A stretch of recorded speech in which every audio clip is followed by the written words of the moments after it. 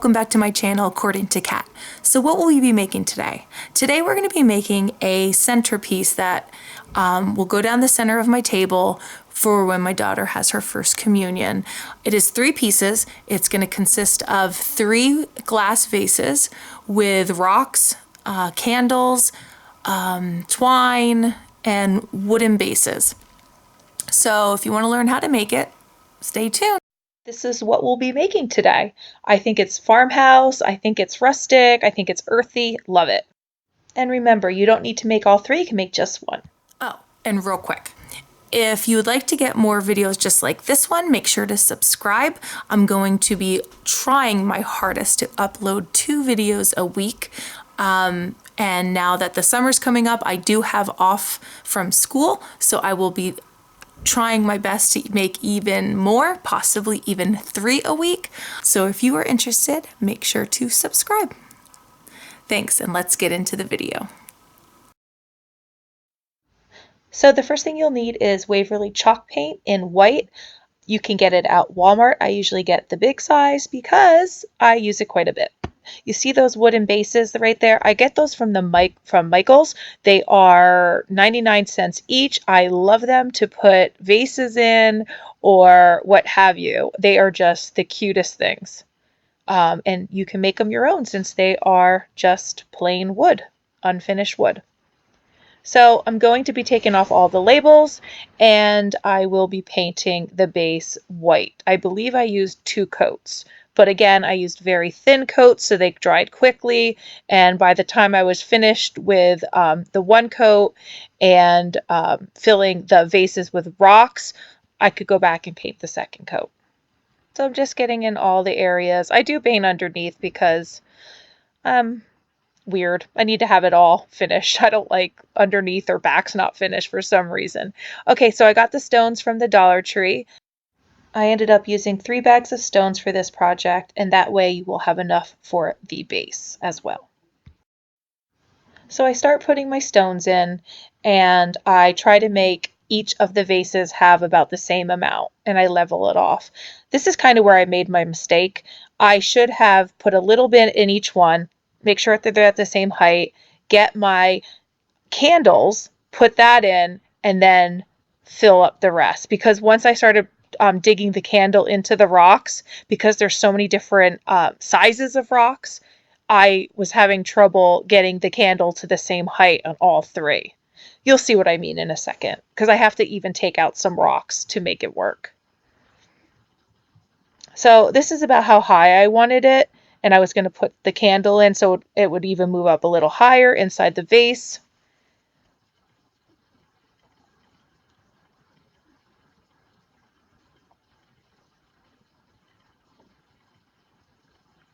So here I show you that you can also use succulents and how cute that would be if you didn't want to use candles.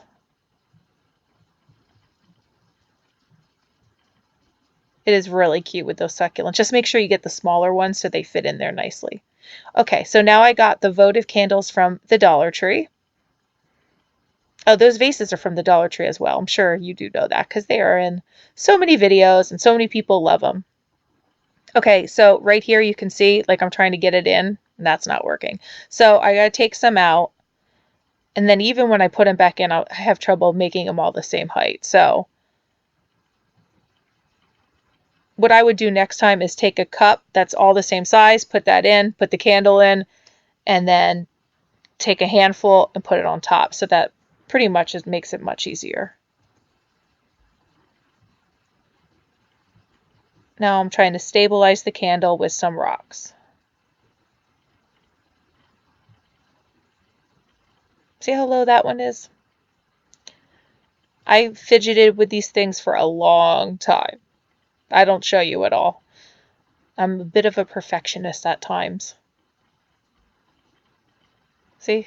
Down in, pull it up, fix the rocks. Oh, there's too many light beige ones. Oh, there's too many gray ones. There's too many dark ones. Yeah.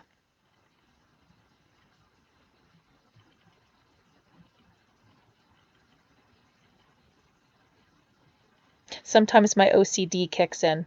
My coworkers, when I would go to the bathroom, they would change all my bulletin boards and make them crooked. So by the time I came in, I would see them all crooked and they would just sit there and laugh, waiting for me to see it. And it would drive me crazy. Okay, at this point, I'm going to add on some twine. I want to wrap it around. I don't want it to be straight wrapped. I would like it to be more crisscrossed and kind of like X'd out a little bit. You'll see what I mean.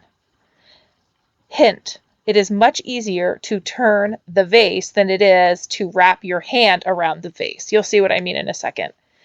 So when I twist the vase like this, I had that X formation occur by itself. Like it was not hard at all. Now I'm going to hot glue again the twine, the end of the twine back up to where I started.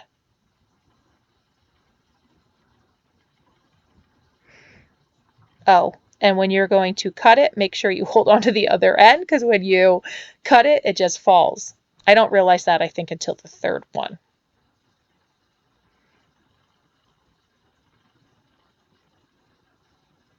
Okay, again, I will show you how I wrap it. Now, this is the wrong way to wrap it, so don't do this part. So I put on my twine and I start wrapping my hand around the vase. See, I'm not turning the vase, and I struggle a lot more like this. And then I'm like, wait, what did I do? Why is this so hard? And then I realized, wait, that's not how I did it. I even undo the whole thing, I think, at this point.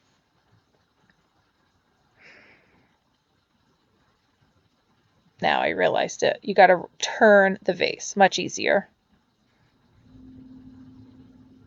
See, I cut it and then it just flies back. On the third one, I realized I correct myself. Okay, so I'm just trying to get a good X on it. Good crisscross. See, I start all over. Here's that perfectionist thing coming in.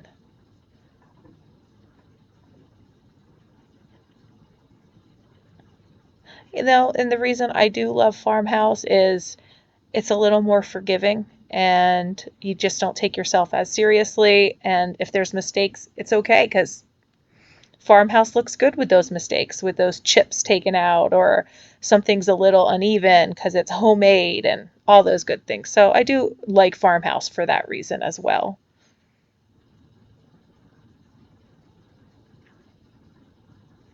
Okay, so now I'm on to the third one.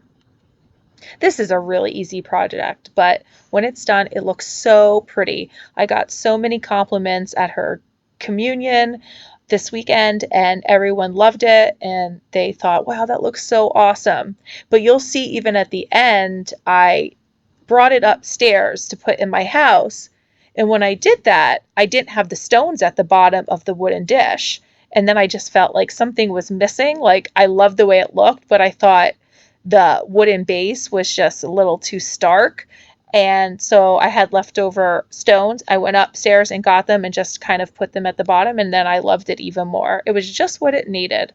I mean, I could have even chose something else, but I loved how that looked. So I didn't even need to go into my stash of things. Okay, so at this point, I am just fixing the vases to how I like them.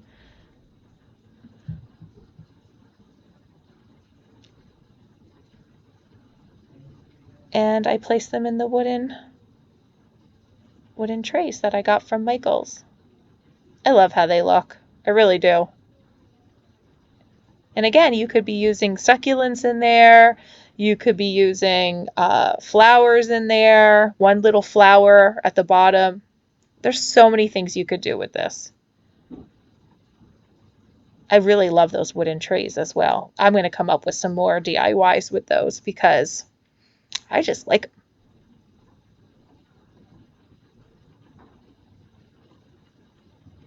All right, now I'm just primping.